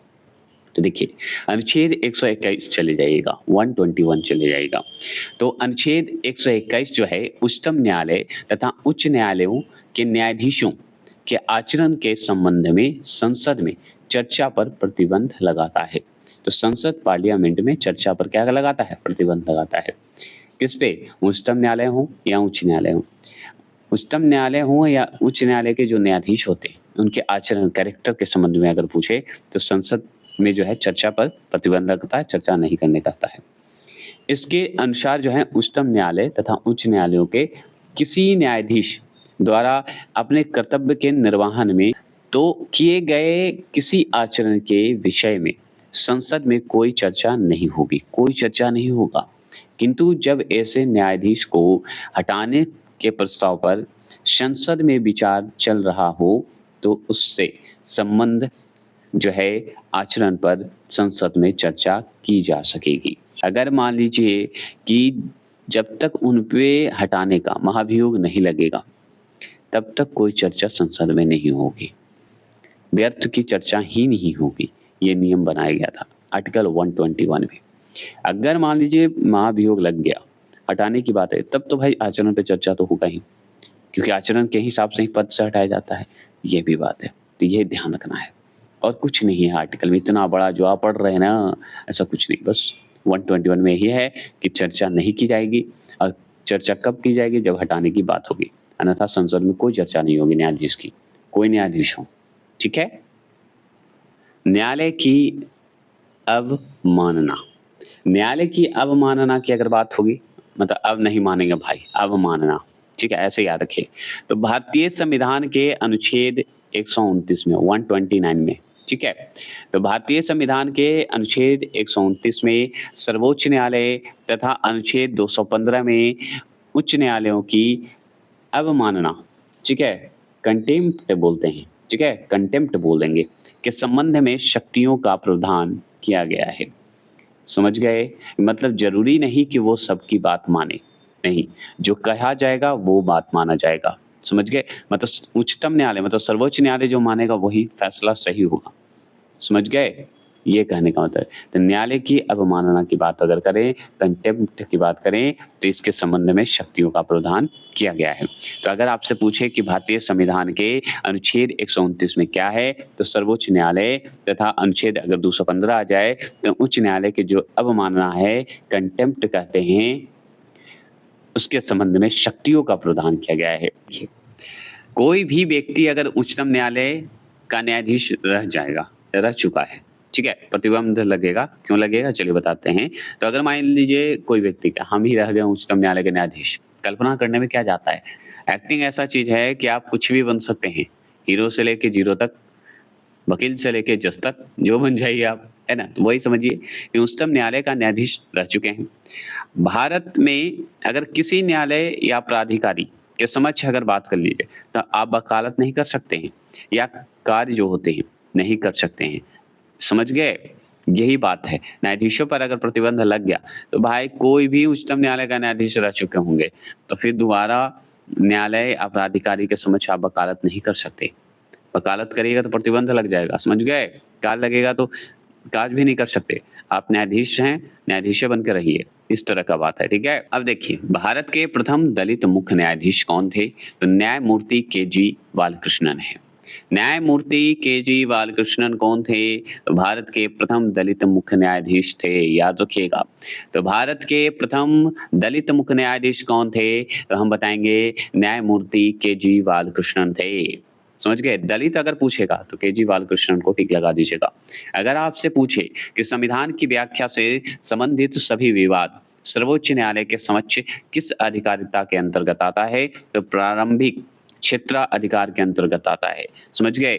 मतलब सर्वोच्च न्यायालय के समक्ष अगर मान लीजिए कोई भी विवाद आया तो शुरुआती होगा, प्रारंभिक है, प्रारंभिक क्षेत्राधिकार के अंतर्गत आएगा, ये ध्यान रखिएगा। अगर सर्वोच्च न्यायालय में आया तो, समझ गए ना? तो प्रारंभिक क्षेत्राधिकार के अंतर्गत आएगा, शुरुआती में ही बोला गया है। और भी बांटे जाते हैं, एरिया बाई होते हैं, क्रिमिनल का अलग होता है, ठीक है ना? अब जैसे कानूनी मामले पर उच्चतम न्यायालय से जो है किसे परामर्श लेने का अधिकार रहता है? भाई राष्ट्रपति को है, और का आर्टिकल 143 में ही तो पढ़े हैं, आर्टिकल अनुच्छेद 143 में ही तो पढ़े हैं कि राष्ट्रपति जो है परामर्श ले सकते हैं उच्चतम न्यायालय से अगर कोई भी कानूनी मामला हो, है ना? चलिए आगे बात कर लेते हैं और भी जान लेते हैं। अब थोड़ा इंपॉर्टेंट है कि मूल अधिकार जो व्यक्ति को मिल चुका है, जैसा उसे सबसे अच्छा लगे उस तरह अपनी जिंदगी की रूपरेखा तैयार करने के लिए सक्षम बनाते हैं। यह धारणा जो है लोकनाथ बनाम स्टेट ऑफ पंजाब में उच्चतम न्यायालय ने जो है व्यक्त की थी। तो आपसे ये सवाल नहीं पूछेगा, जो लिखा हुआ है सवाल ये पूछेगा कि मूल अधिकार जो है व्यक्तियों को जैसे उसे रहना चाहेगा वैसे रह सकता है, उसकी रूपरेखा तैयार कर सकता है। इसका विवाद हुआ था पंजाब, स्टेट ऑफ पंजाब सरकार के बीच हुआ था, स्टेट ऑफ पंजाब कहिए, और गोलकनाथ जी थे। इन दोनों के बीच विवाद हो गया, पंजाब कहिए, स्टेट ऑफ पंजाब कहिए, और गोलकनाथ के बीच हो गया। तो इन दोनों के विवाद को ही बनाम कहा जाता है, एक दूसरे के विरोधी थे। और ये कहाँ होता है फैसला? उच्चतम न्यायालय में। तो उच्चतम न्यायालय में व्यक्त किया गया था, समझ गए? चलिए, तो अगर विवाद बात करेगा कि गोलकनाथ और स्टेट ऑफ पंजाब के बीच में जो विवाद हुए थे वो बताइए उच्चतम न्यायालय में हुआ था, क्यों हुआ था? क्योंकि ये हुआ था कि मूल अधिकार व्यक्ति को जैसा उसे सबसे अच्छा लगे उसी तरह अपनी जिंदगी की रूपरेखा तैयार कर सकता है। इसीलिए उच्चतम न्यायालय में ये जो है गया था केस, समझ गए? ऐसे बोल सकते हैं। भारतीय संविधान के किस अनुच्छेद के अंतर्गत सर्वोच्च न्यायालय भारतीय नागरिकों के मौलिक अधिकारों की सुरक्षा करता है? तो अनुच्छेद 32 के तहत, आर्टिकल 32 के तहत। ये तो हम भी जानते हैं, 32 जो कि बहुत अच्छे से जानते हैं कि मौलिक अधिकारों का अगर बात करेंगे तो आर्टिकल 32 में है, क्योंकि आत्मा कहा गया है इसलिए तो उसको। भारतीय संविधान के किस अनुच्छेद के अंतर्गत सर्वोच्च न्यायालय जो है भारतीय नागरिकों को मौलिक अधिकार की सुरक्षा करता है? तो आर्टिकल 32 के तहत करता है। सर्वोच्च न्यायालय के अपीलीय क्षेत्राधिकार 4 भागों में बांटा जा सकता है। तो देखिए, अपीलीय क्षेत्राधिकार, प्रारंभिक क्षेत्राधिकार पढ़ लिए, अब हम अपीलीय क्षेत्राधिकार पढ़ेंगे। तो कितने भागों में बांटा जा सकता है? तो 4 भाग में, एक संवैधानिक विषय के रूप में, एक सिविल विषय के रूप में, एक आपराधिक विषय के रूप में, एक विशेष अनुमति के रूप में। ये 4 रूप में बांटा जा सकता है, 4 भाग में बांटा जा सकता है। तो संवैधानिक विषय से जुड़ी अगर अपीलें किस आर्टिकल में चर्चा है? तो अनुच्छेद 132 में है, आर्टिकल 132 में है। अगर सिविल विषयों से जुड़ी अगर अपीलें बात करेगा, सिविल से संबंधित, और उसका अनुच्छेद पूछेगा तो 133 बता दीजिएगा, 133 बता दीजिएगा। आपराधिक विषयों से जुड़ी अगर अपील बात करें तो अनुच्छेद 134 बता देना है, तो आर्टिकल 134 बता देना है। अगर विशेष अनुमति से की जाने वाली अगर अपीली बताए तो आप बताइएगा आर्टिकल 136 बता देना है, तो अनुच्छेद 136 बता देना है विशेष अनुमति से। ठीक है, क्लियर हो गए? आगे बढ़े, आगे चलते हैं। सर्वोच्च न्यायालय के न्यायाधीश नियुक्त होने के लिए किसी व्यक्ति को कम से कम कितने वर्ष तक उच्च न्यायालय में वकालत करनी चाहिए। तो 10 वर्ष तक, ये बहुत सिंपल है, बहुत पहले से बनते हैं कि अगर आपको सर्वोच्च न्यायालय का न्यायाधीश बनना है जी, बनना है कि नहीं? मान लीजिए हम ही को बनना है, तो भाई कल्पना करेंगे, तो 10 वर्ष तो काम करना पड़ेगा, तो भी वकालत करना पड़ेगा, तो वकालत करेंगे। तो यही बात है, उच्चतम न्यायालय से अगर वकालत करेंगे तभी तो मिलेगा। तो हम तो ये पढ़ लिए कि विशेष अनुमति से की जाने वाली आर्टिकल अगर पूछे तो अनुच्छेद 136 बता देना है, और अगर पूछे आपराधिक विषय के बारे में तो अनुच्छेद 134 बता देना है। सिविल विषय से जुड़ी आर्टिकल पूछे तो हम बता देंगे 133 बता देंगे। अगर संवैधानिक विषय से पूछे तो हम 132 बता देंगे, और ये सब अपीलीय क्षेत्राधिकार से है, याद रखिएगा। चलिए, ये तो क्लियर हो गया। अब ऑनलाइन पे आते हैं थोड़ा सा और। अब देखिए यहाँ पे है कि सर्वोच्च न्यायालय के न्यायाधीश नियुक्त होने के लिए किसी व्यक्ति को कम से कम कितने वर्ष तक उच्च न्यायालय में वकालत करनी होती है? तो 10 वर्ष। ये तो हम पढ़ चुके थे, इसमें कोई बड़ी बात नहीं है।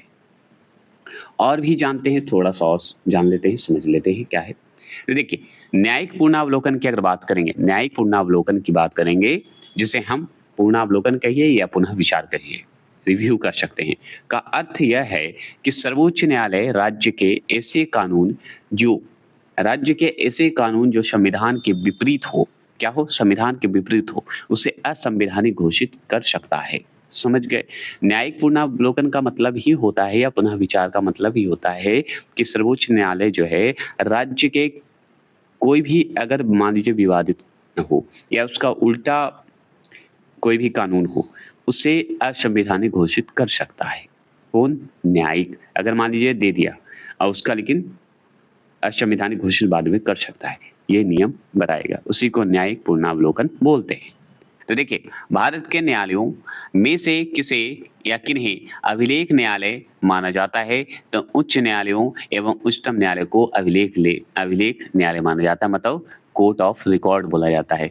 रिकॉर्ड जहां मिलेगा वो उच्च न्यायालय और उच्चतम न्यायालय में ही मिलेगा। अगर और बात करें तो लोकहितवाद, जिसे PIL, जो कि हम बॉक्स में कर सकते हैं, तो लाइक बताइए। तो लोकहितवाद जो है PIL की संकल्पना का उद्गम किस देश से हुआ? तो संयुक्त राज्य अमेरिका से ही हुआ था। कहाँ से? संयुक्त राज्य अमेरिका से हुआ था। किसका? PIL का। समझ गए? जिसे हम लोग हित जो है बात बोलते हैं। और बात करते हैं, भारत का सर्वोच्च न्यायालय एक अभिलेख न्यायालय है, जिसे कोर्ट ऑफ रिकॉर्ड बोलते हैं। इसके सभी निर्णयों का अगर साक्ष्यात्मक मूल्य होता है, मतलब कुछ भी निर्णय होता है उसका साक्ष्य रखा रहता है मूल रूप से, और इस पर किसी भी न्यायालय में प्रश्न चिन्ह नहीं लगाया जा सकता है। तो कोई प्रश्न चिन्ह लगा ही नहीं सकते हैं, ये सवाल बनता है। राज्यपाल के बारे में अगर हम पढ़ेंगे, तो राज्यपाल के बारे में जो पढ़ने जा रहे हैं, उससे पहले हम जो सर्वोच्च न्यायालय का जो पॉइंट होता है वो मैं बता देता हूँ, जो अंत में बताता हूँ। इसमें एक पॉइंट क्या है कि मूल अधिकारों के उल्लंघन के विरुद्ध उच्चतम न्यायालय में अनुच्छेद 32 और उच्च न्यायालय में अनुच्छेद 226 के तहत जो है रीट जारी की जाती है। अगर मान लीजिए मूल अधिकार से संबंधित है, तो हम तो अनुच्छेद पढ़े थे भाई 32, लेकिन 226 तो नहीं पढ़े थे। तो 226 जो है उच्च न्यायालय में जो है रीट आप जारी कर सकते हैं। तो आर्टिकल अगर पूछेगा तो 226 बता दीजिएगा। अगर रीट से संबंधित अगर सवाल पूछे तो 226, अगर मूल अधिकार से पूछे तो 32। ठीक है, ये आप समझ गए। हम जैसे राष्ट्रपति के बारे में पढ़ते हैं सेंट्रल लेवल पे, उसी तरह अब हम पढ़ेंगे तो राष्ट्रपति के द्वारा जो राज्यपाल बनते हैं राज्य में, उनकी बात करेंगे, जो कि राज्य का एक्शन करेंगे। कोई भी सारे स्टेट का जो राज्य बनते हैं, राज्य के राज्यपाल भी बनाए जाते हैं, ये तो हम सब जानते हैं। तो चलिए अब इनके बारे में पढ़ते हैं, कहाँ से लिया गया है, क्यों लिया गया है और क्या इनका काम है। तो भारतीय संविधान में राज्यपाल को मनोनीत किए जाने की पद्धति में किस देश का अनुसरण किया गया है? तो कनाडा का अनुसरण किया गया है। तो कनाडा से गवर्नर को लिया गया है, वैसे बोल सकते हैं। राज्य का कार्यकारी एवं संवैधानिक प्रमुख कौन होता है? तो राज्यपाल होते हैं। जैसे अगर सेंट्रल लेवल पे अगर कहें, उच्च पद के लिए कहें, कार्यपालिका के लिए कहें, तो हम राष्ट्रपति को याद करते हैं। उसी तरह राज्य के लिए कहा जाए, संवैधानिक अगर रूप से देखा जाए, तो राज्यपाल होंगे, गवर्नर होंगे जी। अब इनकी और बात करते हैं, तो किसी राज्य में राज्यपाल की नियुक्ति संविधान के किस अनुच्छेद के अंतर्गत की जाती है? तो अनुच्छेद 155 के अंतर्गत की जाती है। अगर आपसे पूछेगा कि अनुच्छेद 155 के अंतर्गत क्या कहा गया है, तो हम बताएंगे कि इसमें राज्यपाल की नियुक्ति की बात कही गई है, राज्यपाल की पद की बात कही गई है, मतलब इनकी नियुक्ति कैसे होगी इसकी बात कही गई है। अगर बात करें विधान परिषद में राज्यपाल द्वारा कितने सदस्यों को मनोनीत किया जाता है? तो कुल सदस्यों का 1/6 भाग किया जाता है। तो अगर आपसे पूछेगा कुल सदस्यों की, कुल मेंबर का, तो 1/6 भाग होते हैं। सदस्यों को मनोनीत किया जाता है राज्यपाल द्वारा। अगर विधान परिषद में अगर राज्यपाल द्वारा पूछे, गवर्नर द्वारा पूछे, कितने सदस्य को मनोनीत किया जाता है? तो 1/6 भाग किया जाता है। यदि राज्यपाल संसद अथवा विधानसभा का सदस्य है, तो जिस तिथि को वह राज्यपाल का पद धारण करेगा, उसी तिथि से उसका संसद अथवा राज्य विधानसभा में पद रिक्ति लिया जाएगा। क्या लिया जाएगा? पद रिक्ति लिया जाएगा। तो रिक्त लिया जाएगा, खाली जगह जो है उसे मान लिया जाएगा, रिक्त मान लिया जाएगा। तो अगर आपसे पूछेगा कि राज्यपाल जो है संसद अथवा विधानसभा का सदस्य, ये तो हम जानते हैं कि पार्लियामेंट का है, अब विधानसभा का होंगे ही, राज्य से संबंधित है, सदस्य हैं। तो अगर सदस्य हैं तो ठीक है, तो जिस तिथि को वह राज्यपाल का पद धारण करेंगे, उसी तिथि से उनका संसद अथवा राज्य विधानसभा में जो है पद जो है रिक्त माना जाएगा, खाली माना जाएगा। जैसे ही अगर राज्यपाल बन गए, समझ जाइए संसद और विधानसभा से पद हट गया। जैसे राष्ट्रपति अगर बन जाते हैं तो आप जानते हैं कि संसद से उनका पद हट जाता है। आगे बात करते हैं हम लोग। आगे सवाल क्या बनता है? आगे सवाल है कि झारखंड, छत्तीसगढ़, मध्य प्रदेश, उड़ीसा में जो है एक जनजातीय कल्याणी मंत्री की नियुक्ति कौन करता है? तो राज्यपाल ही करेंगे। अगर मान लीजिए झारखंड हो गया, छत्तीसगढ़ हो गया, मध्य प्रदेश हो गया, उड़ीसा, इस सब क्षेत्र में जनजाति लोग हैं, तो जनजाति कल्याणी मंत्री की अगर नियुक्ति बात करें, या कल्याण मंत्री बोलिए या कल्याणी मंत्री बोल दीजिए, कोई फर्क नहीं पड़ता, बस आपको याद होना चाहिए। तो अगर आपसे झारखंड हो, छत्तीसगढ़, मध्य प्रदेश, उड़ीसा की बात होगी, तो एक जनजातीय कल्याण मंत्री की अगर नियुक्ति की बात होगी तो हम राज्यपाल को टिक लगाएंगे। इससे ज्यादा बड़ी बात और कहीं नहीं। तो किसकी होगी? राज्यपाल की नियुक्ति होगी। अगर बात करेंगे तो राज्य विधानसभा के 17वां का आदेश जो है किसके द्वारा दिया जाता है? तो राज्यपाल द्वारा दिया जाता है, गवर्नर द्वारा दिया जाता है। समझ गए? तो राज्य विधान परिषद के 17वां का आदेश जो है किसके द्वारा दिया जाता है? तो हम बताएंगे राज्यपाल के द्वारा दिया जाता है। राज्यपाल जो है किससे सलाह कर जिला न्यायाधीशों की नियुक्ति या हस्तांतरण और प्रोन्नति कर सकता है? तो उच्च न्यायालय कर सकता है। ठीक है, तो अगर मान लीजिए राज्यपाल जो है किससे सलाह लेगा, तो जैसे हमारे राष्ट्रपति जो हैं सर्वोच्च न्यायालय, उच्चतम न्यायालय से सलाह ले सकते हैं, परामर्श कर सकते हैं, तो ये भी न्यायाधीश से ही लेंगे, न्यायालय से ही लेंगे, लेकिन जिला के न्यायाधीशों से लेंगे। ठीक है, अगर मान लीजिए जिला के न्यायाधीशों की नियुक्ति करने की बात होगी, या जिला के न्यायाधीशों के हस्तांतरण की बात होगी, या प्रोन्नति की बात होगी, तो उच्च न्यायालय से ही सलाह लेंगे ना। यही बात हो रही है ना। तो जैसे हमारे राष्ट्रपति उच्चतम न्यायालय से लेके सबकी नियुक्ति की बात होती है, सलाह लेने की बात होती है, तो यही होता है। तो उसी तरह राज्यपाल जो होते हैं, इनमें जो है सलाह जब भी लेंगे तो उच्चतम न्यायालय से लेंगे, मतलब उच्च न्यायालय से लेंगे। उच्च न्यायालय से लेंगे तो इसमें जिला का न्यायाधीश की नियुक्ति की बात होगी, हस्तांतरण की बात होगी, प्रोन्नति की बात होगी, मतलब प्रमोशन करने की बात होगी, या एक जगह से दूसरा जगह भेजने की बात होगी। तो ये राज्यपाल जो जब भी सलाह लेगा तो उच्च न्यायालय से ही लेगा। कि राज्यपाल के वेतन और भत्ते की बात होगी तो किस निधि से दिए जाते हैं? तो राज्य की संचित निधि से दिया जाता है। राज्य की संचित निधि से, भारत के संचित निधि से नहीं, राज्य की संचित निधि से दिया जाता है, ये जरूर ध्यान रखना। अब देखिए, राज्यपाल जो है किस अनुच्छेद के अंतर्गत राष्ट्रपति के विचार के लिए किसी विधेयक को आरक्षित रख सकता है? तो अनुच्छेद 200 में रख सकता है। तो अनुच्छेद 200 में क्या कहा गया है? आर्टिकल 200 में क्या कहा गया है? यही कहा गया है कि राज्यपाल जो होते हैं अनुच्छेद के अंतर्गत राष्ट्रपति के विचार के लिए किसी विधेयक को आरक्षित रख सकता है, रिजर्व रख सकता है। तो विधेयक को रिजर्व रख सकता है, ये आर्टिकल किसमें है? तो आर्टिकल 200 में कहा गया। ठीक है, अगर पूछे वर्तमान में राज्यपाल का मासिक वेतन, तो हम बताएंगे 3-3.5 लाख। ठीक है, बता दीजिएगा, लेकिन वेतन नहीं पूछता इसलिए जरूरी नहीं है, लेकिन चलिए बता दिया गया तो याद करिएगा। राज्यपाल जो है किसके प्रति उत्तरदायी हैं? तो हम बताते हैं राष्ट्रपति के प्रति उत्तरदायी होते हैं। तो राज्यपाल किसके प्रति उत्तरदायी हैं? तो राष्ट्रपति के प्रति उत्तरदायी हैं। और बात कर लेते हैं 7वें संविधान संशोधन अधिनियम 1956 के अनुसार करें तो एक व्यक्ति को 2 या 2 से अधिक राज्यों का राज्यपाल नियुक्त किया जा सकता है। समझ गए? राज्यपाल जो है पूर्ण नियुक्ति के भी योग्य होता है, पुनर्नियुक्ति जो होता है या पुनर्युक्ति की बात करेंगे, इसके योग्य भी होता है, ये राज्यपाल द्वारा होता है। तो 7वें संविधान संशोधन अधिनियम 1956 के अनुसार ये कहा गया है कि एक व्यक्ति को 2 या 2 से अधिक राज्यों का राज्यपाल नियुक्त किया जा सकता है। समझ गए? बस इतना जान लीजिए। राज्यपाल द्वारा की जाने वाली नियुक्तियां हम पढ़ेंगे अभी। नियुक्तियां जो भी राज्यपाल द्वारा की गई है उसके बारे में हम जानते हैं और थोड़ी सी जानकारी लेते हैं। तो राज्य के महाधिवक्ता की बात करते हैं। जैसे महानिवादिक होते हैं उसी तरह राज्य के महाधिवक्ता होते हैं, जिसे एडवोकेट जनरल भी बोला जाता है। इसकी नियुक्ति का काम करते हैं राज्यपाल जी। ठीक है। राज्य लोक सेवा आयोग के अगर अध्यक्ष हों या सदस्यों की नियुक्ति अगर कौन करेगा तो राज्यपाल ही करेंगे, गवर्नर ही करेंगे। राज्य निर्वाचन आयोग के अध्यक्ष हों या अन्य सदस्यों की नियुक्ति कौन करेगा तो हमारे राज्यपाल द्वारा होता है। विश्वविद्यालयों के उप कुलपति की अगर बात करें, वाइस चांसलर की बात करें तो ये भी नियुक्ति हमारे राज्यपाल करेंगे। राज्य वित्त आयोग का गठन अगर पूछेगा तो भी हम राज्यपाल द्वारा ही कहेंगे, राज्यपाल द्वारा ही नियुक्ति की जाती है। देखिए, राज्यपाल जो हैं उच्च न्यायालय के न्यायाधीशों की नियुक्ति के विषय में राष्ट्रपति को क्या करेंगे, परामर्श करते हैं या परामर्श देते हैं कि भाई परामर्श सुनिए और समझिए। समझ गए? तो ये बात कही गई है और इसकी बात हम शुरू में ही किए थे। तो बताइए आर्टिकल किस में चर्चा है। और राज्यपाल को अगर राज्य लोक सेवा आयोग के सदस्यों को निलंबित करना है, मतलब हटाना है, तो अधिकार इसी को प्राप्त है, किसे, गवर्नर जी को प्राप्त है। तो गवर्नर जी का क्या मन है भाई, क्या वो मान लीजिए राज्य लोक सेवा आयोग के सदस्य को हमको हटाना है तो हटा दीजिए, राज्यपाल के हाथ में। चलिए, ये बात हो गई। लेकिन इसके भी प्रोसेस होते हैं क्योंकि हम बाद में और चर्चा करेंगे। अब बात करते हैं जम्मू एवं कश्मीर के उपराज्यपाल की नियुक्ति कौन करता है तो भारत का राष्ट्रपति करेगा। भारत में राज्यपाल बनने वाली पहली महिला कौन थी, सरोजिनी नायडू थी, जो कि हम पढ़ते हैं। तो पूछेगा भारत के पहली महिला राज्यपाल कौन है, सरोजिनी नायडू।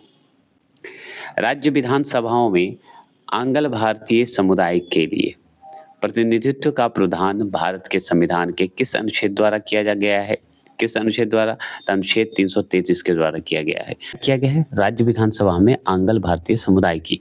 लेकिन क्या हुआ कि 104 जब संविधान संशोधन हुआ उसके बाद जो है स्थगित कर दिया गया। ठीक है, याद रखिएगा। तो 104 संविधान संशोधन आप उसके बाद जो है स्थगित कर दिया गया।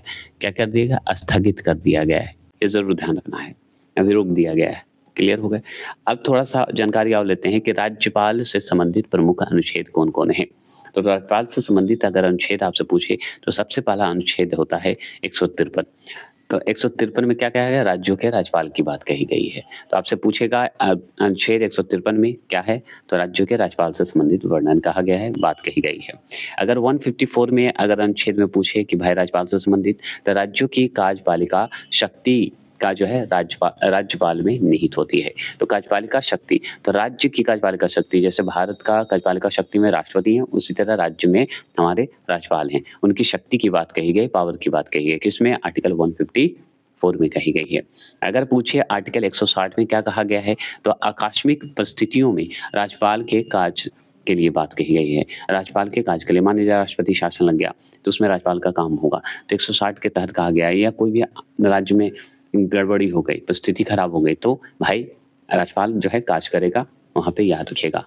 अगर बात करें अनुच्छेद 161 की बात करें तो क्षमादान तथा कुछ मामलों में दंडादेश के निलंबन, परिहार या लघुकरण की राज्यपाल की शक्ति दी गई है। तो अब चलिए अनुच्छेद 163 की बात करते हैं।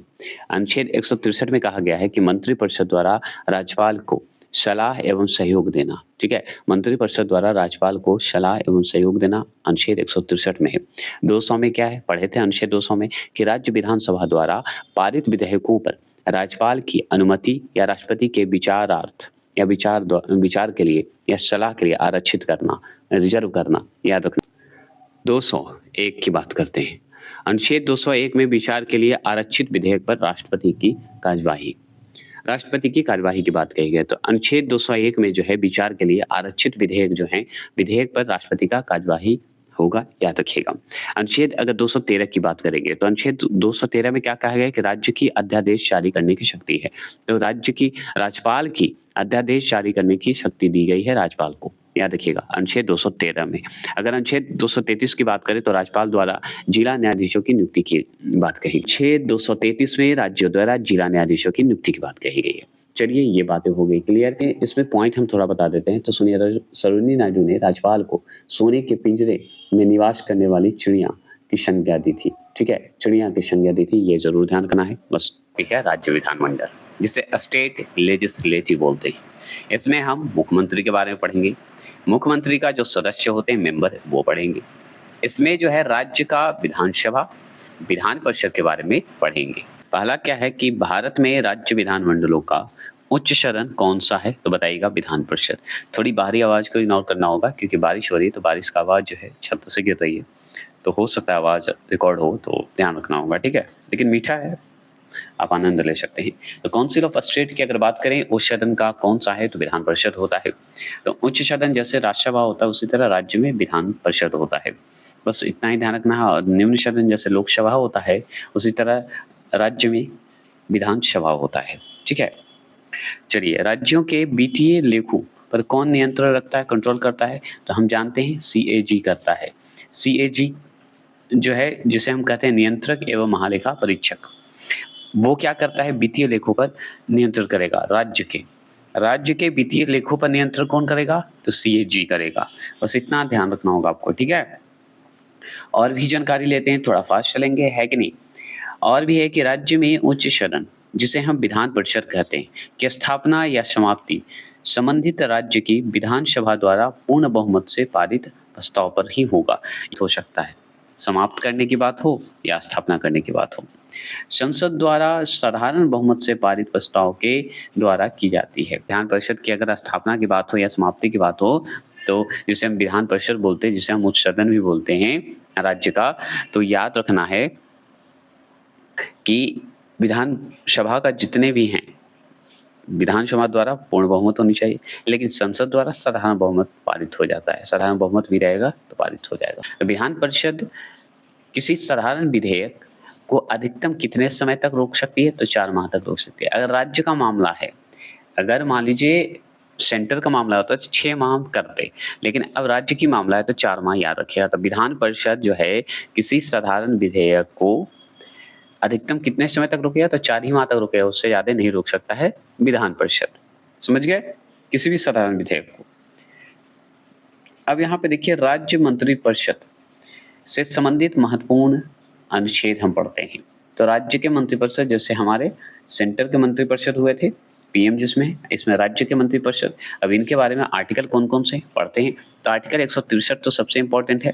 163 में क्या है कि राज्यों को सलाह एवं सहायता के लिए मंत्रिपरिषद का गठन का प्रावधान किया गया है। तो किसमें किया गया है, 163 में। 163 अनुच्छेद में कहा गया कि राज्यपाल को सलाह एवं सहायता के लिए एक मंत्रिपरिषद का गठन का प्रावधान करे।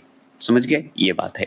अब हो गया कि अनुच्छेद 164 की अगर बात करेंगे, अनुच्छेद 164 में क्या कहता है, अनुच्छेद 164 कहता है कि राज्य के मंत्रिमंडल का सामूहिक उत्तरदायित्व जो है विधानसभा के प्रति होगा। समझ गए, तो राज्य के मंत्रिमंडल का सामूहिक उत्तरदायित्व अगर पूछे तो विधानसभा के प्रति होगा, वो भी अनुच्छेद 164 में होगा। 164 हो गया। अनुच्छेद 166 की बात करते हैं, तो अनुच्छेद 166 में कहा गया है, मतलब 166 में कहा गया है कि राज्य सरकार के कार्य का संचालन, तो संचालन की बात होगी, चलाने की बात कही जाएगी राज्य सरकार को, तो 166 को टिक लगा के आइएगा, अनुच्छेद 166 लगाइएगा। अगर 167 की बात करेंगे, 167 की बात करेंगे, 167 की बात करेंगे, तो राज्यपाल को सूचना प्रदान करने को मुख्यमंत्री का कर्तव्य है। मतलब राज्यपाल को अगर सूचना प्रदान करना होगा, करने का काम है, तो ये मुख्यमंत्री का कर्तव्य होगा, CM का कर्तव्य है। और ये कौन से आर्टिकल में चर्चा है, तो 167 में चर्चा है, 167 आर्टिकल में चर्चा है, बस याद रखना है। तो राज्यपाल को अगर सूचना प्रदान करना है, ये मुख्यमंत्री का कर्तव्य है, ये लिखा हुआ है, याद रखना है, जिसकी चर्चा 167 आर्टिकल में किया गया है, अनुच्छेद में किया गया है। ये हो गए। अब चलते हैं आगे, और भी सवाल जो बन सकते हैं हम वो करेंगे। तो देखिए, इससे ज़्यादा सवाल तो नहीं है, लेकिन हमको जो भी है इम्पोर्टेंट है, जो भी है इम्पोर्टेंट है। तो आप और देख सकते हैं कि भारतीय संविधान के किस अनुच्छेद के अंतर्गत जो है विधानसभा को विधान परिषद का सृजन एवं उससे समाप्त करने का अधिकार प्राप्त है, तो अनुच्छेद 169 समझ गया? 169 अनुच्छेद में कहा गया है। अनुच्छेद 170 की बात करेंगे तो आर्टिकल 170 में कहा गया है कि राज्य की विधानसभाओं में सदस्यों की संख्या किस अनुच्छेद में निर्धारित की गई है? तो अनुच्छेद 170 में की गई है। तो आपसे अगर पूछेगा कि अनुच्छेद 170 में क्या है, तो राज्य का जो विधानसभा है, विधानसभा के जितने भी मेंबर हैं उनकी संख्या की बात कही गई है, संख्या के आधार पर निर्धारित किया गया है और ये आर्टिकल 170 में कहा गया है। ठीक है? तो सदस्य की संख्या अगर बढ़ानी, घटानी, जो भी करनी है वो आर्टिकल 170 में आपको मिलेगा। समझ गए? तो विधानसभा में सदस्यों की संख्या की बात अगर कहेगा तो ठीक है। और भी अगर बात करें तो राज्य विधानसभा के निर्वाचन का संचालन कौन करता है? उसका निर्वाचन का संचालन कौन करेगा? तो भारत का निर्वाचन आयोग ही करता है। ये भी जान लीजिए, इंडिया का जो निर्वाचन आयोग है वही कर सकता है। चलिए और सुन लीजिए थोड़ा सा कि राज्य विधान परिषद को भंग नहीं किया जा सकता, परंतु इसे समाप्त किया जा सकता है। जैसे हम बता सकते हैं कि ऊपर हम राज्यसभा को हम अस्थाई मानते हैं, वो हट नहीं सकता। उसी तरह विधान परिषद, राज्य में जो विधान परिषद होते हैं वो भंग नहीं हो सकता, लेकिन इसे समाप्त कर सकते हैं। यहाँ पे ये अंतर है कि विधान परिषद में समाप्त कर सकते। आप सुनिए, भारत के किस राज्य में समान नागरिक संहिता लागू है? तो गोवा में। गोवा में जो है समान नागरिक संहिता लागू है। यही सवाल पूछा हुआ भी है बीपीएससी में कि भारत का कौन सा ऐसा राज्य है जहां समान नागरिक संहिता लागू है? तो हम बताएंगे गोवा में। राज्य का विधानसभा अध्यक्ष जो स्पीकर हैं अपना त्यागपत्र किसे देंगे? तो भाई राज्य के विधानसभा उपाध्यक्ष को देंगे। और क्या देंगे? याद रखना है। तो अगर राज्य का विधानसभा अध्यक्ष अगर पूछे कि त्यागपत्र किसे देंगे, तो भाई उपाध्यक्ष को देंगे। और उपाध्यक्ष किसको देंगे? तो अध्यक्ष को देंगे त्यागपत्र। बस इतना ही होता है। चलिए, लोकसभा राज्यसभा में दो सदन, उसी तरह राज्य का विधानमंडल भी दो बटा हुआ है, एक विधान परिषद और एक विधानमंडल, जिसमें से हम विधान परिषद तो पढ़ रहे हैं, विधानसभा भी पढ़ रहे हैं। और भी बात कर लेते हैं तो देखिए, विधानसभा के सदस्यों की निर्हरताओं मतलब होता है डिस्क्वालिफिकेशन। ठीक है? अगर हर्ताओं आ जाता मतलब क्वालिफिकेशन, तो याद किया विधानसभा के सदस्यों की निर्हरताओं की बात करें, डिस्क्वालिफिकेशन की बात करें, तो संबंधित प्रश्नों पर अंतिम निर्णय किसके द्वारा लिया जाता है? तो राज्यपाल द्वारा ही लिया जाएगा। तो उसके ऊपर कोई ना कोई ब्लेम हो, कुछ ना कुछ त्रुटि होगा तभी। और ये काम कौन करेगा? अंतिम निर्णय लेगा राज्यपाल लेंगे, गवर्नर लेंगे। समझ गए? ये ध्यान रखना है। और भी जानकारी लेते हैं, विधानसभा का सदस्य निर्वाचित होने के लिए न्यूनतम आयु कितनी होनी चाहिए? तो 25 वर्ष होनी चाहिए, 25 ईयर्स होनी चाहिए। समझ गए? जैसे हमारे लोकसभा के लिए 25 है, राज्यसभा के लिए 30 वर्ष है, उसी तरह विधान परिषद के लिए आपको 30 वर्ष और विधानसभा के लिए 25 वर्ष होनी चाहिए। समझ गए? ये हम समझाते हुए चल रहे हैं। उसी तरह ग्राम पंचायत जब आएंगे ना तो जोड़ते हुए चलेंगे। विधानसभा के विघटन के पश्चात उसका अध्यक्ष जो है अधिकतम कितनी माह? 6 माह समय तक अपने पद पर बना रह सकता है। 6 माह तक बना रहेगा और उसके बाद हटा दिया जाएगा। समझिए, विघटन मतलब अंत होने पर, समाप्त होने पर, याद रखना है। राज्य सरकार के मंत्रियों के विघटन एक तरह से समझिए कि मान लीजिए समय पूरा हो गया तो उसके 6 महीने तक रह सकता है। फिर जल्दी जल्दी नियम जो कानून है करके आपको भाई उसकी जगह पे नया अध्यक्ष लाना होगा, ये मान लीजिए, या उसको प्रक्रिया द्वारा जीत के लाना पड़ेगा। ये बात है। ठीक है? तो राज्य सरकार के मंत्रियों के वेतन एवं भत्तों का निर्धारण किसके द्वारा किया जाता है? तो हम बताएंगे राज्य विधानसभा द्वारा किया जाएगा। और सही बात है, राज्य सरकार के जो मंत्री होते हैं, जो भी मंत्री हैं, वो याद रखिए उनका वेतन और भत्ता कौन निर्धारित करेगा? तो राज्य का विधानसभा ही करेगा। सब विधानसभा के अंदर हो रहा है तो विधानसभा ही नहीं करेगा, है कि नहीं? अच्छा, ये बात है। वर्ष 1956 की बात करते हैं, 1956 की बात करते हैं, में कितने पुनर्गठित राज्यों में जो है द्विसदनीय विधानमंडल थे? तो याद रखिएगा 5 थे। कितने थे? 5। अगर द्विसदनीय कहने का मतलब विधान परिषद, विधानसभा की बात हो रही है, द्विसदनीय रूप से बना हुआ था। तो अगर बात करते हैं तो वर्ष 1956 में कितने थे? पुनर्गठित हुए थे। तब जब पुनर्गठित हुआ था 1956 में राज्य नया, तो उस समय बताइए द्विसदनीय विधानमंडल थे न कि नहीं थे? लेकिन कितने? 5 ही थे। अब बहुत ज्यादा हो गया है, अब बढ़ गया। अब आगे चलिए बताते चलेंगे हम। अब देखिए यहाँ पे क्या है कि प्रथम महिला मुख्यमंत्री भारत के किस राज्य में बनी थी? तो उत्तर प्रदेश में बनी थी। और सही बात है, प्रथम महिला अगर कही है तो उत्तर प्रदेश, प्रथम राज्यपाल भी कह सकते हैं तो उत्तर प्रदेश, ऐसे टिक लगा के आ जाएगा। चलिए आगे बात करते हैं और कि भारत के किसी राज्य किसी राज्य मतलब उत्तर प्रदेश की पहली महिला मुख्यमंत्री कौन थी? तो हम बताएंगे सुचेता कृपाणी थी। कौन थी? सुचेता कृपानी नाम है। कृपानी बोलते हैं, कृपलानी ऐसे बोलते हैं, हम लोग कृपानी बोल देते हैं क्योंकि याद हो गया है हम लोग के मुँह पे शब्द पे। तो बस ध्यान रखना होगा कृपलानी। तो कृपलानी जी थे। सुचेता कृपलानी जी हैं, जो कि पहली मुख्यमंत्री थी, जो कि उत्तर प्रदेश की बनी थी। याद रखिएगा। और अगर बात करें हम लोग तो कब से कब तक शासन की मतलब सत्ते पर रही, तो 1963 से लेके 67 तक रही थी। 1963 से लेके 1967 तक रही थी, याद रखिएगा। तो पहली मुख्यमंत्री कौन? सुचेता कृपलानी। पहली जो है राज्यपाल कौन? सरोजिनी नायडू। ऐसे याद रखिएगा, है ना? अब जो है विधानसभाओं के सदस्यों की संख्या जो स्टेट वाइज़ बाँटा गया है, राज्य वाइज़, अब वो इम्पोर्टेंट है आजकल के। थोड़ा-सा अपडेट चेंज होते रहता है, देखते रहिएगा, लेकिन अभी तो अपडेट नया बुक है, तो अपडेट जो है सही है। तो देखिए, विधानसभा में सदस्यों की अगर संख्या देखें, तो देखिए आंध्र प्रदेश में अगर पूछे विधानसभा सदस्यों की संख्या तो 175 बताइएगा। तो आंध्र प्रदेश में कितने हैं? 175 सदस्य हैं। असम में अगर पूछे विधानसभा के सदस्य की संख्या तो 126 बता देना है। अच्छा भाई, छत्तीसगढ़ में कितने हैं? तो 90 लोग हैं भाई, 90 मेंबर हैं। किसका? विधानसभा का। गुजरात में कितने हैं विधानसभा सदस्यों की संख्या? तो 182 है, 182 है। समझ गए? मतलब आंध्र प्रदेश से ज़्यादा ही है, असम से ज़्यादा ही है, ये ध्यान रखना है। हिमाचल प्रदेश में कितने? अरे भाई 68 मेंबर ही तो हैं, विधानसभा सदस्यों की संख्या 68 है कि नहीं? अच्छा, ये बात है। तो विधानसभा के सदस्यों की संख्या जो है सबसे अगर देखें तो कर्नाटक में दिख रहा है ज़्यादा, 224 है। अच्छा, 224 सदस्य हैं विधानसभा के, कहाँ? कर्नाटक में। अच्छा, तो मध्य प्रदेश में कम थोड़ी है, मध्य प्रदेश में 230 तो है। मध्य प्रदेश में तो और है, विधानसभा के सदस्यों की संख्या कितनी है? 230। हाँ, ये तो बात है। अच्छा जी, तो इससे ज़्यादा कहाँ है? तो इससे ज़्यादा हमारा तमिलनाडु है। इससे ज़्यादा हमारा सीट विधानसभा सदस्यों की संख्या तमिलनाडु में है, 234 से 234। समझ गए? और भी जान लिए और लगातार चल रहे थे, हम अचानक भाग गए। अब देखिए मणिपुर में सदस्यों की संख्या ज़्यादा नहीं है, 60 है। समझ गए? मतलब हिमाचल प्रदेश से कम है। मिज़ोरम में तो और कम है, मणिपुर से भी कम है, 40 सदस्य हैं विधानसभा के, ठीक है? अगर उड़ीसा में चले तो हाँ, उड़ीसा में है 147 सदस्य हैं विधानसभा के। याद रखिएगा कितने मेंबर? 147। अब और भी बात करें तो तमिलनाडु की अगर बात करें तो हम पढ़ लिए 234। राजस्थान में 200 हैं, ये कैसे भूल जाएँगे? राजस्थान में भी विधानसभा के जो हैं सदस्य हैं, 200 सदस्य हैं। और त्रिपुरा में 60 है, जो हमारा मणिपुर में है वही सदस्य हमारा विधानसभा का त्रिपुरा में है। उत्तराखंड में 70 है, तो 70 विधानसभा सीट जो मेंबर है 70 वो कहाँ के हैं? तो उत्तराखंड के हैं। ये हो गए। अच्छा भाई, और भी जानकारी लेते हैं। अरुणाचल प्रदेश कैसे भूल जाइएगा? आंध्र प्रदेश तो याद रखिए 175, तो अरुणाचल प्रदेश भी 60 है। तो मणिपुर हो गए आपके, ठीक है? त्रिपुरा हो गया, अरुणाचल प्रदेश, ये सब 60 मेंबर हैं।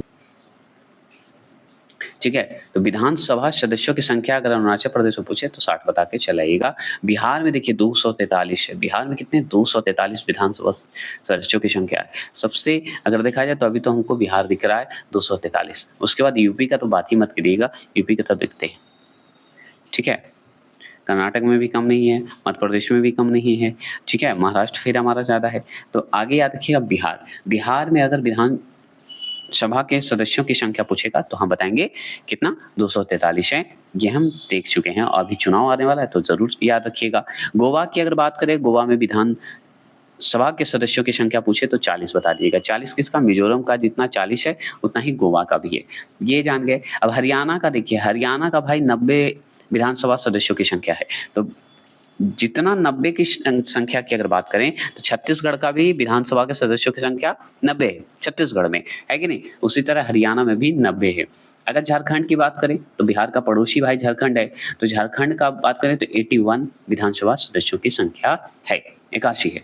अब केरल की बात करेंगे तो केरल भाई वहाँ पे पढ़े-लिखे लोग हैं, तो वहाँ भी विधानसभा सदस्यों की संख्या होनी चाहिए। तो हाँ भाई, केरल में 140 सदस्य हैं। विधानसभा की सदस्यों की संख्या अगर पूछे तो 140 है। कहाँ? केरल में। अब महाराष्ट्र में भाई फ़िल्म इंडस्ट्री का क्षेत्र है, तो वहाँ तो और होना चाहिए। तो हाँ, महाराष्ट्र में है 288, 288 है। तो 288, 288 अगर विधानसभा सदस्यों की संख्या पूछे तो बताएँगे महाराष्ट्र का है। अच्छा, अब मेघालय का बताइए। देखिए, मेघालय, त्रिपुरा जो हो गए, मणिपुर हो गए, ये सब जो है ना बेचारे 60 सीट पे हैं। नागालैंड भी 60 जो है विधानसभा सीट में बोलो, विधानसभा मेंबर बोलिए, संख्या बोलिए, जो सीट बोल दीजिए, आपको याद करने से मतलब है। तो सदस्यों की संख्या कितनी होनी चाहिए? मेघालय, नागालैंड, आपका त्रिपुरा, मिजोरम, इस सब का जो है 60 है, ठीक है, और अरुणाचल प्रदेश का बेचारा का 60 है। और बात करते हैं पंजाब की, तो पंजाब देखिए हरियाणा से ज़्यादा है, हरियाणा में 90 ही है, पंजाब में 117 सीट है, मतलब 117 जो है विधानसभा सदस्यों की संख्या है। सिक्किम में अगर बात करें तो बेचारा 32 है, सबसे कम तो यही है, मतलब मिजोरम से भी कम है बेचारा सिक्किम, 32 विधानसभा सदस्य हैं।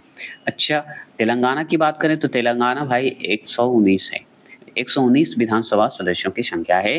विधानसभा अगर पूछे सदस्यों की संख्या तो 119 बता देना है, ये भी ध्यान रखना होगा। उत्तर प्रदेश की अगर बात करेंगे तो उत्तर प्रदेश सबसे ज़्यादा होगा, क्योंकि सब चीज़ में उत्तर प्रदेश आ गया भाई, लोकसभा, राज्यसभा में, तो विधानसभा में क्यों नहीं होगा? तो विधानसभा के लिए अगर देखा जाए सदस्यों की संख्या तो 403 है, तो सबसे ज़्यादा हुआ कि नहीं उत्तर प्रदेश का? 403। तो अगर पूछे विधानसभा का उत्तर प्रदेश में 403, लोकसभा का बताइए। अब उसके बाद हम आते हैं पश्चिम बंगाल। पश्चिम बंगाल का जो है हमारा दूसरे नंबर पे आता है, 294 पर आता है। 294 क्या है? विधानसभा सदस्यों की संख्या है, ये ध्यान रखना है। तो अगर आपसे पूछते, ऐसे नहीं पूछा सबसे ज़्यादा किसका, तो उत्तर प्रदेश का। दूसरे नंबर पे अगर पूछे विधानसभा सीटों में, अगर सदस्यों की संख्या पूछे या सीटों में पूछे, कौन है? पश्चिम बंगाल दूसरे नंबर पे। तीसरा पे हमारा महाराष्ट्र पूछ देगा, 3 हो गए हमारा महाराष्ट्र, चौथा हमारा बिहार हो गया। बिहार विधानसभा के सीट के मामले में सबसे आगे है। फिर तीसरा, चौथा हो गया, 5वां कौन है बताइए? 5 तक पूछता है, 5 तक हमारा, फिर हमारा बहुत कम पूछता है, फिर सबसे कम पूछता है। तो हमारा ये तमिलनाडु है 5वें नंबर पे, और सबसे कम में पूछे तो सबसे पहले सिक्किम, उसके बाद तो बहुत सारा आ जाएगा, फिर उसके बाद मिजोरम आ जाएगा, मिजोरम के साथ एक गोवा आ जाएगा, गोवा भी आ जाएगा, ठीक है, सबसे कम में, ठीक है, ऐसे याद रखिएगा। अब केंद्र शासित प्रदेश में अगर बात करें, 2 ही तो है बेचारा, जिसमें जम्मू कश्मीर अभी जुड़ गया है, ठीक है। तो दिल्ली का अगर बात करें तो 70 विधानसभा सदस्यों की संख्या है। अब पंडुचेरी की अगर बात करें तो 30 बेचारा जो है केंद्र शासित प्रदेश में विधानसभाओं के सीट की अगर पूछे तो पंडुचेरी में 30 है। लेकिन अब तो जम्मू कश्मीर भी, पंडुचेरी में तो 30 हो गया, दिल्ली में 70 हो गए विधानसभा, अब जम्मू कश्मीर तो बच गया, अब जम्मू कश्मीर भी तो हमारा केंद्र शासित प्रदेश हो गया। तो जम्मू कश्मीर में 90 हैं, जिसमें प्लस 24 पीओके के लिए रिक्त है। पीओके जो है अभी नहीं है, इसलिए उसको खाली कर दिया गया। अगर वो प्लस 24 जुड़ जाएगा, पीओके आ गया, पीओके जुड़ गया, समझिए विवाद जो हट गया और समझिए हो गया अपना, तो समझिए कि वो भी फुल हो जाएगा, फिर सबसे ज़्यादा हो जाएगा केंद्र शासित प्रदेश में, ऐसे भी 90 है, ठीक है। चलिए आगे चलते हैं, ठीक है। अब इसका जो राज्य विधानमंडल है, इसका हम अंतिम जो सवाल पूछते हैं, अंतिम जो सवाल बनाते हैं वो हम बात करते हैं। तो मुख्यमंत्री की सलाह पर राज्यपाल द्वारा मंत्रियों की नियुक्ति की जाती है, और ये राज्यपाल के प्रसाद पर्यंत काज करते हैं, ठीक है। मतलब मुख्यमंत्री के सलाह पे हटाना या रखना काम है, समझ गए, राज्यपाल का। आज के लिए इतना ही रखते हैं, थोड़ा सा आज बहुत ज़्यादा बारिश हुई है और बहुत ज़्यादा डिस्टर्बेंस हो रहा है, इसके लिए हम क्षमा चाहते हैं। कल से आपका जो वीडियो बचा हुआ है वो हम पूरा कर देंगे। मैंने सोचा था नीति आयोग तक ख़त्म कर दूँगा, नहीं कर पा रहा हूँ, समस्या है थोड़ी सी। और नेक्स्ट जो लाने वाले हैं उच्च न्यायालय से, मतलब इसी का उच्च न्यायालय से लेके, मतलब हाई कोर्ट से लेके हम नीति आयोग तक सोच रहे हैं समाप्त कर देंगे। अगर कल वो समस्या नहीं आई, बहुत बारिश हो रही है और भी छोटे मोटे समस्याएं, जो कि बताने से अच्छी बात नहीं है, जो समस्या है वो मैं सोल्व करके आपको समय पर अपडेट कर दूंगा और जल्द अपडेट कर दूंगा। तो चलिए मिलते हैं फिर, जय हिंद, जय भारत। और जल्द ही बिहार एसएससी का बायोलॉजी का भी आएगा, नहीं आ पा रहा है इसके लिए क्षमा चाहते हैं, और ज़रूर आएगा, 100% आएगा, बस आप भरोसा रखें, आपका समय से पहले, एग्ज़ाम से पहले मैं क्लियर करवा दूंगा। मिलते हैं, बाय बाय, टाटा।